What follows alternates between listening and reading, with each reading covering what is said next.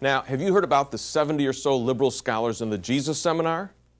Well, Dr. Geisler explains a little bit about this group and why the evidence contradicts their conclusions. I'd like you to listen.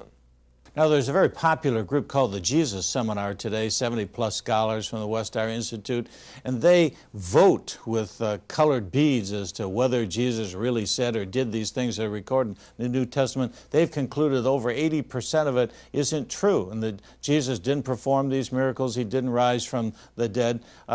They are building their belief on several false presuppositions. One, that miracles don't happen. Hey, if God exists, miracles are possible. God created the world, the biggest miracles already happened. Miracles are possible. Secondly, that these documents were written long after the events. In fact, Borg of the Jesus Seminar said, and I heard him speak in Charlotte several years ago, that these books were written between 70 and 100 A.D.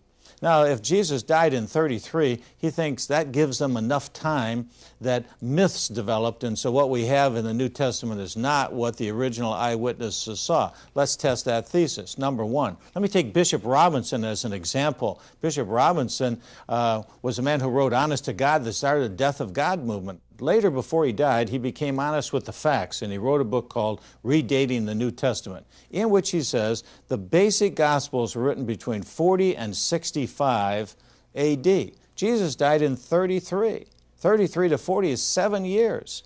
That's incredible for a liberal critical scholar to recognize how early these documents were written. William F. Albright, perhaps the greatest archaeologist of the 20th century, started out liberal, ended up conservative just by studying the facts, said every book of the New Testament was written between 50 and 75 A.D. by a baptized Jew.